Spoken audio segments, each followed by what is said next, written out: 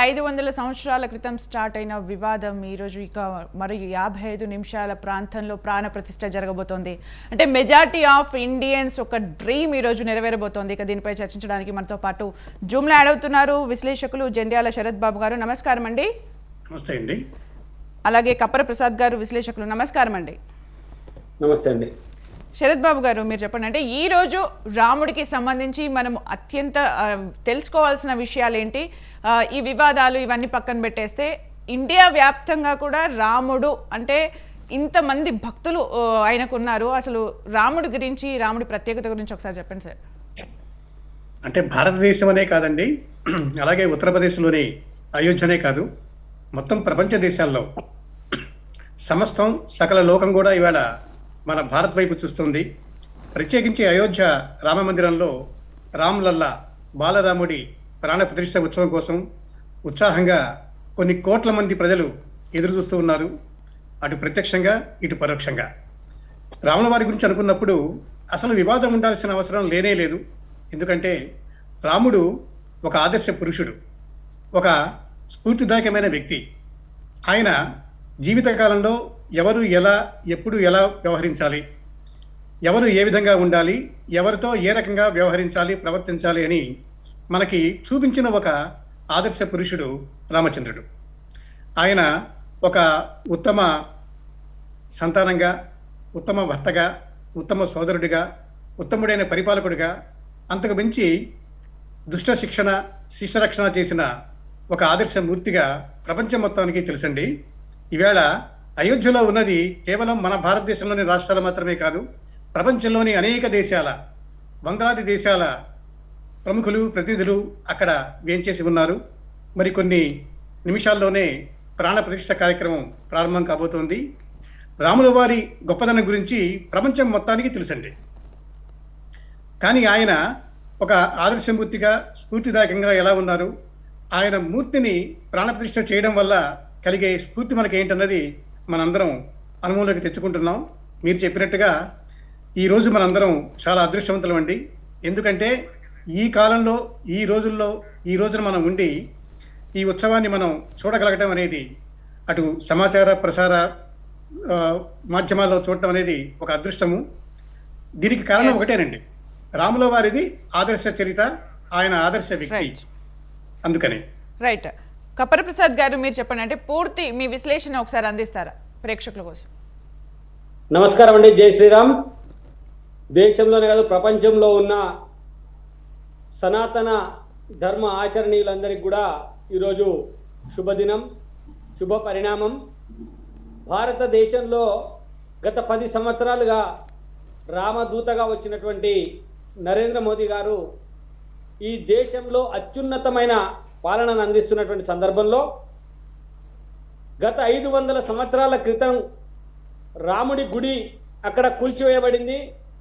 ఆ కూల్చివేయబడినటువంటి ఆలయాన్ని పునరుద్ధరించి అందులో రాములవారి విగ్రహాన్ని ప్రాణప్రతిష్ఠ చేయడం అనేది ఇది ఒక ప్రపంచ మానవాళికి ఒక శుభ పరిణామంగా చెప్పుకోవచ్చు. ఎందుకంటే రాముడు ఒక మతానికి సంబంధించినటువంటి వ్యక్తి కాదు. రాముడు ఏదో ఒక ప్రాంతము, ఒక ఇండియా లేకపోతే భారత్కు సంబంధించినటువంటి వ్యక్తి కాదు. రాముడు ప్రపంచ మానవాళికి మార్గనిర్దేశనం చేయగలిగినటువంటి జీవితాన్ని అనుభవించినటువంటి వాడు. ఆయన జీవితమే ఒక పాఠం. వాస్తవంగా ఇదేంటి అంటే ప్రతిదీ రాముడు ఎంతగా మనం ఉంటుందంటే, చిన్నపిల్లలకి పాఠాలు చెప్పాలన్నప్పుడు రాముడు మంచి బాలుడు అంటే, ఈ రాముడు అనే పేరు, రాముడు అనేదే ఒక అంటే ఆదర్శమైనటువంటి పేరుగా, ఆదర్శానికి ప్రతీకగా ఈ దేశంలోనే ప్రపంచంలో నిలిచిపోయినటువంటి పరిస్థితి అలా కనబడతా ఉంది. ఈ శుభ పరిణామంలో ఆలయాన్ని చాలా మంది చాలా విమర్శలు చేసిండ్రు. ఈ దేశంలో పెద్ద అల్లకల్లోలం జరుగుతుంది, పెద్ద మత కల్లోలాలు వస్తాయి, చాలా గందరగోళం అయిపోతుంది, దేశం ఆగమవుతుంది, ప్రపంచవ్యాప్తంగా భారతదేశ పరువు ప్రతిష్టలు దిగజారిపోతాయి అనేటువంటి మాట ఆ రోజు అయోధ్య రామ మందిరాన్ని నిర్మించాలి అనేటువంటి డిమాండ్ వచ్చినప్పుడు మాట్లాడినటువంటి వాళ్ళు ఇలా నోరు మూసుకొని కూర్చున్నటువంటి సందర్భం. ఎందుకంటే ఆ రోజు రాముడు ఎట్లయితే వివాద పరిష్కారాల్లో అందరి మెప్పును పొందగలిగిండో, ఈరోజు ఈ అభినవ నరేంద్ర మోదీ గారు కూడా సేమ్ అదే పద్ధతిలో, అంటే అదే ఆచరణలో ఎవరిని నొప్పించకుండా అందరిని ఒప్పించి ఈరోజు రామాలయాన్ని నిర్మిస్తున్నటువంటి సందర్భం మనము చూస్తూ ఉంటే గుండె ఉప్పొంగుతూ ఉంది. నిజంగా ప్రపంచంలోనే ఇంత మహత్తర కార్యక్రమం ఈ గతంలో ఎవరు చేయలేదు, భవిష్యత్తులో ఎవరు చేయరు అనేది స్పష్టంగా అర్థమవుతా ఉంది. ఇందాక అయోధ్య గురించి మాట్లాడుతూ చాలా మంది చెప్తా ఉన్నారంటే రాముడే స్వయంగా వచ్చి అయోధ్యలో ఉన్నాడా అనేటువంటి రీతిలో, అంటే గతంలో పరిపాలకుడు కనుక ఒక ఆదేశం జారీ చేస్తే మొత్తం దేశం యావత్తు ఆ ఆదేశాన్ని పాటించేటువంటి పరిస్థితి నిజంగా అప్పుడు రామరాజ్యంలో కానీ ఇతర పాలనలో రాజరికంలో ఉండేది. ఇప్పుడు కూడా నరేంద్ర మోదీ గారు ప్రజాస్వామ్య దేశంలో కూడా ఆయన మాటకి ఎంత విలువ ఉందంటే, ఆయన ఒక మాట చెప్పిండ్రంటే దేశ ప్రజలందరూ ఆ మాటను తూచా తప్పకుండా పాటిస్తున్నటువంటి సందర్భం ఇలా మనకు కనబడతా ఉన్నది. ఇవాళ చూస్తే ప్రతి కాలనీలో, ప్రతి గల్లీలో, ప్రతి రోడ్డు పైన రామనామ స్మరణ జరుగుతూ ఉంది. ఈ ఉత్సవాలకు సంబంధించి మోదీ గారు ఏవైతే చేసుకోండి అని చెప్పినారో అది జరుగుతూ ఉన్నది. పెద్ద పెద్ద స్క్రీన్లు పెట్టి ఈ అయోధ్యకు సంబంధించిన ప్రత్యేక ప్రసారాన్ని దేశ ప్రజలందరూ వీక్షించేలాగా ప్రయత్నాలు జరుగుతూ ఉన్నాయి. ఏమైనప్పటికీ ఒకటే, రాముడు ఆదర్శవంతుడు, రాముడి జీవితం ఆదర్శం, రాముడి యొక్క జీవిత ఆచరణనే మనందరికీ ఆదర్శం. ఆయన జీవితంలో ఏవేవైతే సంఘటనలు జరిగినాయో, రామాయణంలో ఎన్నైతే రాయబడి ఉన్నాయో అవన్నీ కూడా ఇప్పుడు ఈ మానవాళికి ఆచరణీయమైనటువంటి అంశాలు అనేది స్పష్టంగా చెప్పొచ్చు. ఇంకా అయోధ్యను చూస్తూ ఉంటే, ఇవాళ అయోధ్యలో జరుగుతున్నటువంటి ఈ ఉత్సవాన్ని, ప్రాణ ప్రతిష్ఠ కార్యక్రమాన్ని చూస్తూ ఉంటే దేశ మానవాళికి, ప్రపంచ మానవాళికి దిక్సూచిగా భారతదేశం ఉండబోతా ఉంది. ఈ ప్రపంచంలో హింసకు తావు లేకుండా ఉండాలంటే, అహింస రాజ్యమేలాలంటే, అభివృద్ధి కొనసాగాలంటే రామ మంత్రమే తారక నామం అనేటువంటి ఒక విధంగా కేవలం అంటే ఈ ప్రపంచమంతా అయోధ్య వైపు చూస్తున్నటువంటి పరిస్థితి, ప్రపంచమంతా భారతదేశం వైపు చూస్తున్నటువంటి పరిస్థితి, ప్రపంచమంతా నరేంద్ర మోదీ గారి నాయకత్వం వైపు చూస్తున్నటువంటి పరిస్థితి మనకు కనబడతా ఉంది. మనం గతంలో కూడా విశ్వగురువుగా భారతదేశం ఉంది. వేదాల ద్వారా ఈ ప్రపంచానికి వెలుగును, తర్వాత విద్యను అందించినటువంటి గొప్ప చరిత్ర మన భారతదేశానికి ఉంది. అలాంటి చరిత్ర పునరావృతం కాబోతా ఉంది. కొన్ని సంవత్సరాల పాటు అణిచివేయబడినటువంటి ఈ చరిత్ర మళ్ళీ ఈరోజు ద్విగుణీకృతమై ఈ విశ్వమానవాళికి ఒక తేజస్సుని ఇవ్వబోతా ఉంది. మొత్తంగా భారతదేశం విశ్వ గురువుగా విలసిల్లేటువంటి రోజు దగ్గరలో ఉన్నదన్నది ఈ అయోధ్యలో రామ్లల్లా ప్రాణ ప్రతిష్ఠ కార్యక్రమం ద్వారా తేటతెల్లమైందని స్పష్టంగా చెప్పొచ్చండి. రైట్, ఓకే అండి. శరత్ బాబు గారు, మీరు చెప్పాలంటే 28 ఏళ్ల పాటు టెంట్ కింద ఉన్న రాముడు ఆ తర్వాత ఫైబర్ టెంపుల్లోకి అంటే 2020లో తరలించడం జరిగింది. ఈ రోజు మాత్రం ఫుల్ ఫ్లెడ్జ్డ్గా బాలరాముడి ప్రాణ ప్రతిష్ఠ జరగబోతోంది. అంటే దేశవ్యాప్తంగా రాముడి కోసం వెయిట్ చేసే వాళ్ళకి, అయోధ్య వైపు చూసే వాళ్ళకి ఈ రోజు మీరేమైనా చెప్పాలనుకుంటున్నారు సార్ స్పెషల్గా? ఇది కేవలం ఇందాక మనం అనుకున్నట్టుగా ఇది శతాబ్దాల కథనం, చరిత్ర ఇందులో ఉందండి. కొన్ని సంవత్సరాలనే కాదు, కొన్ని దశాబ్దాలుగా, శతాబ్దాలుగా సాగుతున్న కథనం ఇది. మనం చూస్తూనే ఉన్నాం, వింటూనే ఉన్నాం, చదువుతూనే ఉన్నాం. అయితే ఇక్కడ జరుగుతోంది మనకి అందరి కళలు నెరవేరేలా, అందరి స్వప్నాలు సాకారమయ్యేలాగా ఈరోజు సందర్భం వచ్చింది. ఎందుకంటే ప్రపంచంలో రెండే ఉంటాయండి. ఎక్కడైనా, ఏ దేశమైనా, ప్రపంచంలో ఎక్కడైనా రెండు ఉంటాయి, మంచి చెడ్డ. ఎక్కువ మంచి ఎక్కువ చెడ్డ, తక్కువ మంచి తక్కువ చెడ్డ అని ఎక్కడ ఉండవు. అలాగే ఒక ఆదర్శం అన్నప్పుడు ఆదర్శమే మనకి ప్రపంచానికి మార్గదర్శకం అవుతుంది. ఇవాళ రాముడిని మనం అన్నప్పుడు రాముడు అనే పేరు వినగానే ఉలికిపడాల్సిన అవసరం ఎవరికీ లేదు. ఎందుకంటే ఆయన ఒక ఆదర్శ పురుషుడిగా కనిపించారు, ఆయన వ్యవహరించారు. తర్వాత ఆయన బాల్యం నుంచి చివరి దాకా కూడా మరి ఇందాక మనం అనుకున్నట్టుగా ఒక స్ఫూర్తిదాయకమైన జీవితాన్ని గడిపిన వ్యక్తి. నేను కొద్దిగా కార్యక్రమానికి వెళ్ళాల్సింది ఉంది, దయచేసి నాకు సెలవు ఇప్పించాలి. ఓకే అండి, థ్యాంక్ యూ అండి కపిల్ ప్రసాద్ గారు. ఇప్పుడు టైం కేటాయించి మీ వర్షాన్ని తెలియజేసినందుకు థ్యాంక్ యూ అండి. మీరు మాట్లాడండి శరత్ బాబు గారు. అందుకని రాముల వారి చరిత్ర అనేది ప్రపంచ చరిత్ర అండి. మనం ఒక్కసారి ఆలోచిద్దాం. ఇప్పుడు ఉన్న యువతరం కానీ ఎవరైనా సరే, ఇందాక మన వక్త అన్నట్టుగా రాముడి మంచి బాలుడు అనేది మన దేశంలోనే కాదు, ప్రపంచంలో ఉండే తెలుగు వారందరికీ కూడా తెలిసిన మాట. అలాగే రాముల వారి చరిత్ర మనం అనుకుంటున్నప్పుడు మనకు తెలుసు, ఎంతో కాలంగా ప్రతి ఊళ్ళో రామాలయం ఉంటుంది. రాముడు మంచి బాలుడు అనే పేరు ఎప్పటి నుంచో ఉంది. కాబట్టి ఒక మంచితనానికి ప్రతీకగా, పతాకగా ఉన్న వ్యక్తి గురించి మనం ఆ వ్యక్తినే దైవంగా భావించి, ఒక స్ఫూర్తిగా మనం సంభావించి ఇవాళ ప్రాణ ప్రతిష్ఠ మహోత్సవం చేసుకుంటూ ఉన్నప్పుడు వేరే ఆలోచన రావాల్సిన అవసరం ఎవరికీ లేదండి. ఎందుకంటే ఒక దైవం అనుకోండి, ఒక ఆదర్శ వ్యక్తి అనుకోండి, ఒక శక్తి అనుకోండి, ఒక రాముల వారి ప్రాణ ప్రతిష్టాపన ఉత్సవం అక్కడ జరుగుతోంది అయోధ్యలో.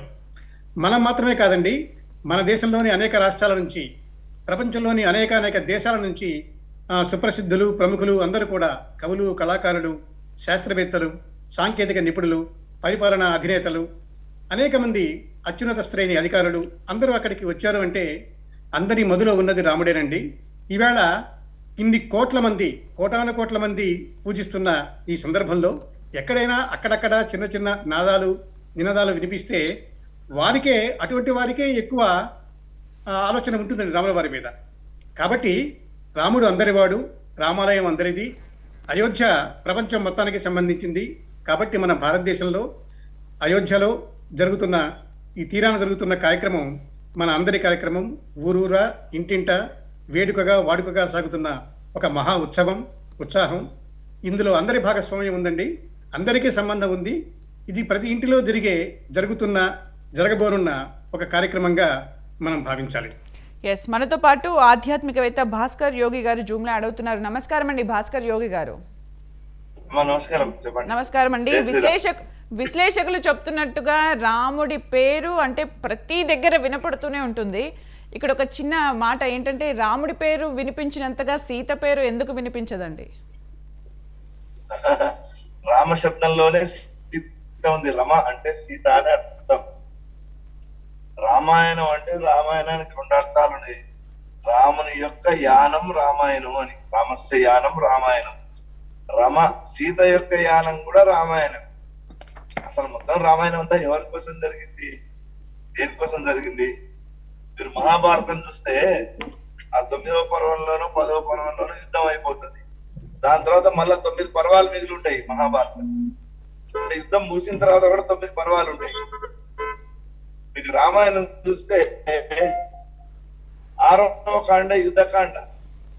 యుద్ధకాండ తర్వాత జరిగింది పట్టాభిషేకమే. ఆ యుద్ధకాండ దేనికోసం? అప్పటి వరకు ఉన్నటువంటి సిలబస్ అయోధ్యకాండ, అరణ్యకాండ, కిష్కింధకాండ, సుందరాకాండ, యుద్ధకాండ. ఈ కాండలన్నీ కూడా వరుసగా పాత్రలన్నీ ఎంటర్ అవుతాయి.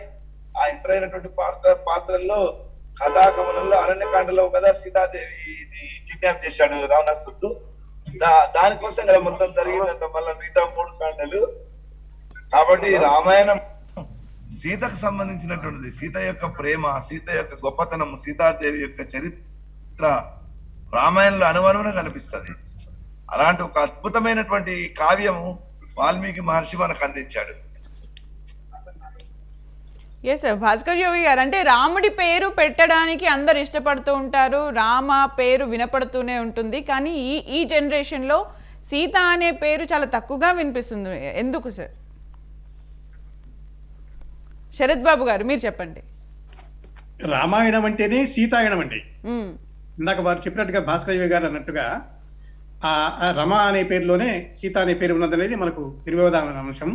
తర్వాత సీత పేరు ఎందుకు ఉండదు అంటే, మనం మామూలుగా మానవ మాతృలో మనం ఏమనుకుంటామంటే సీత చాలా కష్టాలు పడింది, ఆమె ఎప్పుడూ సంతోషంగా లేదు అనేది మనం అనుకుంటాం. కానీ వారు అలా అనుకోలేదు. ఆ కాలంలో అక్కడ జరిగింది అనేక పరిస్థితులు, పరిణామాలు, కాలమాన పరిస్థితులు వచ్చినప్పుడు వాటిని భరించారు, జయించారు. ఆ తర్వాత వాళ్ళు శీలవతులుగా, గొప్పవారుగా నిరూపించుకున్నారు. ఇక్కడ ఏమవుతుంది అంటే సీత అనే పేరు ఎందుకు పెట్టలేదు అనుకోవడం కంటే కూడా మనం సీత అనే పేరు నచ్చని వారంటూ ఎవరు ఉండరండి.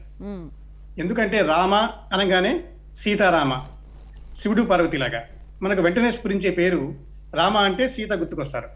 అందుకే మన పెద్దలు అన్నట్టుగా ప్రాతశ్చ్యుత చరిత్రమై భువన సౌభాగ్య ప్రభావాత్మమై పాతివృత్య పవిత్రమై నవయుగ ప్రాభాత రేఖాంకమై సీతా సన్నిభ ధర్మవీర కరుణాశ్రీ పూర్ణ పుణ్యప్రభ జ్యోతిర్మూర్తి సులోచనాకృతి సుధాంశు స్ఫూర్తి శోభిలుతం అని కవివాక్కు.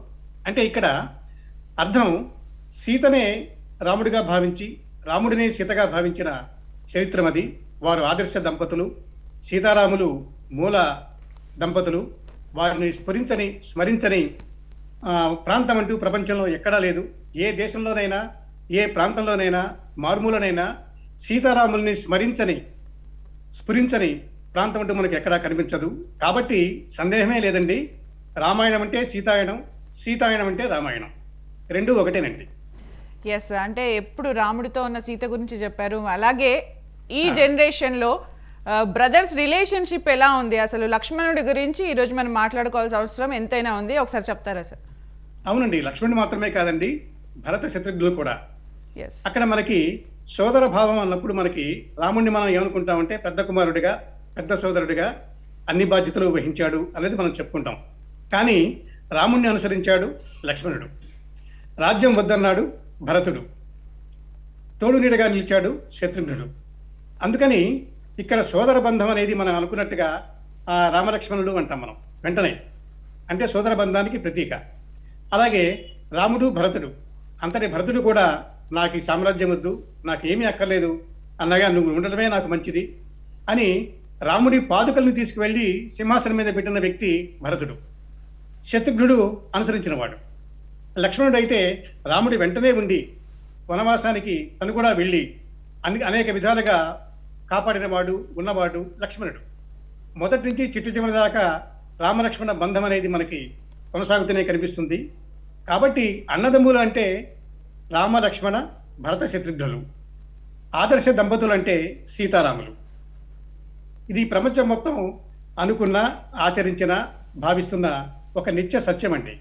ఇది సనాతనమైన, నిత్య నూతనమైన, ఇదే వాస్తవం. ఎస్. హనుమంతుడి రాముడి వాళ్ళ ప్రయాణం గురించి కూడా ఒకసారి చెప్పండి సార్. హనుమంతుడు అంటే మనకి ప్రధానంగా అనిపించేది భక్తి అండి. అంటే అన్నదమ్ముల మధ్య ప్రేమ ఉంటుంది, అభిమానం ఉంటుంది, గౌరవం ఉంటుంది. కానీ రామ బంటుగా హనుమంతుడిలో ఉన్నది ఒక నమ్మకం, నిబద్ధత, నిజాయితీ, అంకిత భావం. ఎప్పుడైతే సీతమ్మ వారి గురించి రాముల వారు పరితపిస్తున్నారో ఆమె వెతకడం కోసం వెళ్ళిన హనుమంతుడు ఏమి చేసింది మనం చరిత్రలో చదివాము, పురాణాల్లో విన్నాం. హనుమంతుడు తన గుండెల్లో రాముడిని పెట్టుకున్నాడు. రామ శాసనమే, రామ మాటే ఒక శాసనంగా భావించాడు హనుమంతుడు. రామ బంటు అంటాం, హనుమ భక్తి అంటాం. ఎక్కడైనా చూడండి, ఒక మానవుడు కాకపోయినా వానర జాతిగా కనిపించినా కూడా దేవదేవుడు, మహానుభావుడైన హనుమంతుడు రాముల వారినే ఆరాధించాడు. ఆయనతో భక్తిభావంతో ఉన్నాడు, ఆయనే దైవంగా కొలిచాడు, ఒక పరిపూర్ణ మానవుడిగా ఆరాధించాడు. అంతేకాకుండా అన్ని కష్టాల్లో, సుఖాల్లో కూడా తోడు నీడగా ఉన్నది ఒక బంటుగా హనుమంతుడు ఒక్కడే. కాబట్టి రామభక్త హనుమాన్ అనేది ప్రపంచం మొత్తం తెలిసిన అంశం. కాబట్టి రాముడు దైవం అనుకుంటే మహాభక్తుడు ఆంజనేయుడు, రాముడు ఉత్తమ మానవుడు అనుకుంటే ఒక ఉత్తమ సన్నిహితుడు హనుమంతుడు.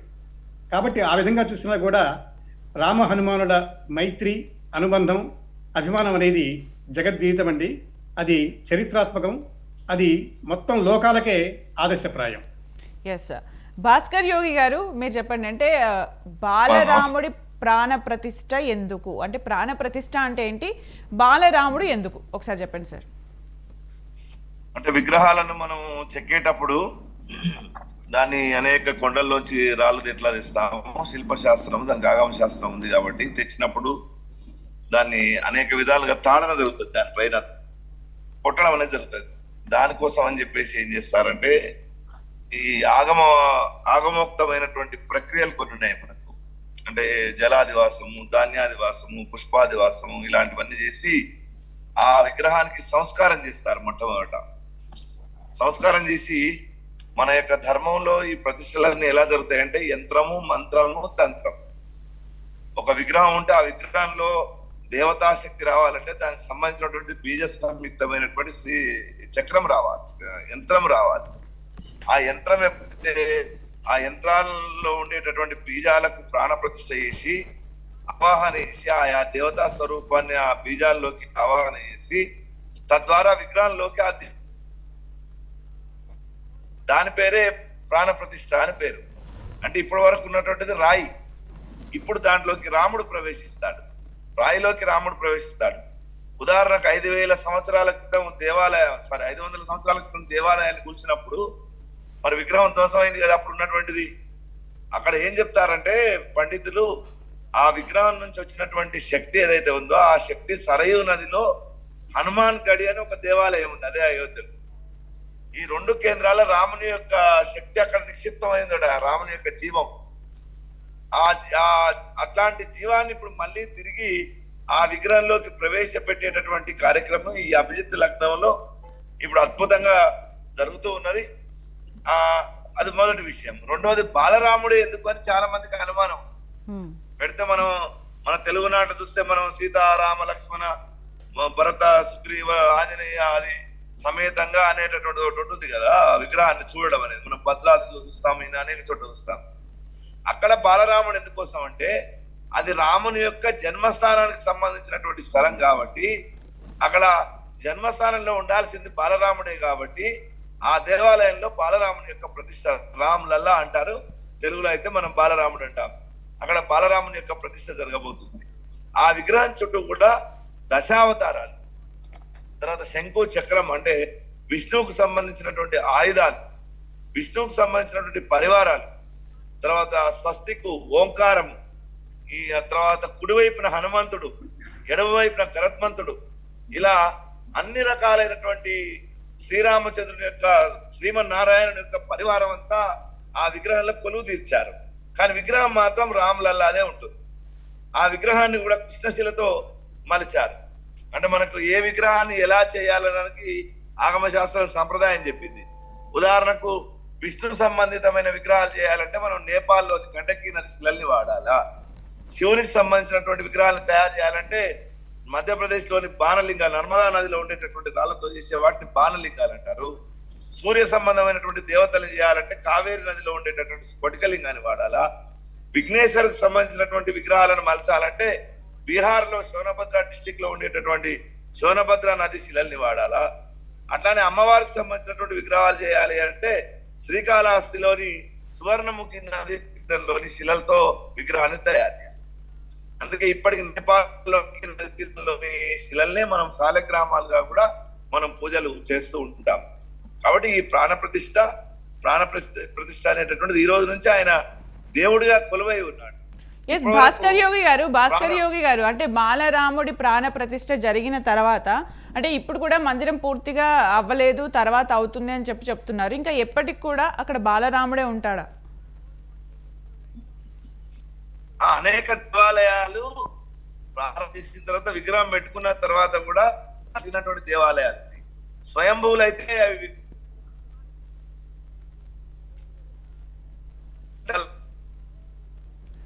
నిర్మాణం జరుగుతూ ఉంటది. ఇదేమో సంపూర్ణంగా ఒకేసారి పూర్తి కాదు. ఒక రకంగా చెప్పాలంటే అవసరాలకు తగినట్టుగా బయట అనేక మార్పులు మనం తిరుమల చూసాము. అవసరాలకు అనుగుణంగా దేవాలయాలను కట్టుకునేటటువంటి వ్యవస్థ మనకు ఉంది. ఇప్పుడు ఈ ఆలయం కొంతవరకు పూర్తయింది, అంటే ఎక్కువ భాగం పూర్తయింది. ప్రతిష్ట వరకు ఏమి ఇబ్బంది లేదు. తర్వాత మిగతా చిన్న చిన్న కార్యక్రమాలు ఏమైనా చేయాల్సినవి ఉంటాయి, తర్వాత చేస్తారు. రైట్, అక్కడ మాత్రం ఎప్పటికీ బాలరాముడే కొలువై ఉంటాడని అనుకోవచ్చు. అంటే అంతకు ముందు బాలరాముడే కొలువై ఉంటాడు, అంటే చారిత్రక ఆధారాల ప్రకారం ఆలయం కూల్చివేయడం జరిగింది అని అంటున్నారు. అంతకు ముందు కూడా బాలరాముడి విగ్రహమే ఉండేదా సార్? అంటే అది జన్మస్థానం కాబట్టి బాలరాముని పెట్టాలనేది అక్కడ ప్రశస్తి అమ్మా. ఓకే, అది జన్మస్థానం కదా, రాముని యొక్క జన్మస్థానంగా మనం భావిస్తున్నాం కదా. మీరు రామాలయం స్థలం 40-50 ఎకరాలు ఉండొచ్చు, కానీ ఆ ఆలయం గర్భగుడి ఉన్నటువంటి దాని ప్రాంగణం చుట్టూ ఉన్న ఆలయం మాత్రం కేవలం 2 ఎకరాల 27 గుంటలు మాత్రమే ఆ భూమి.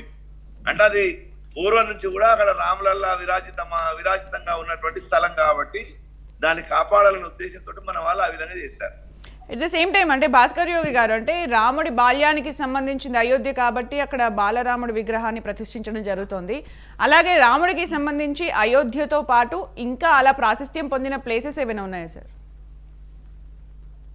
భారతదేశంలో ఇప్పుడు రాముడే స్వయంగా స్థాపించినటువంటి రామేశ్వరం ఉంది కదమ్మా కన్యాకుమారి దగ్గర. తర్వాత బాలరాముని దేవాలయాలు అంటున్నారా మీరు? బాలరాముడిది ఉంది. అలాగే ఇప్పుడు మీరు రాముడికి సంబంధించి వివాహము, పట్టాభిషేకం, వీటికి సంబంధించి ప్లేసెస్ ఉంటాయి. భద్రాచలంలో ఉంది, ఒంటిమిట్ట కోదండ రామాలయం ఉంది. అట్లా చాలా ఉన్నాయి. దేశంలో రామాలయం లేనటువంటి ఊరే లేదు మన దేశంలో. చాలా చోట్లనే ప్రశస్తి కలిగినటువంటి దేవాలయాలు చాలా ఉన్నాయి, మొత్తం ఇండియాలో చాలా ఉన్నాయి.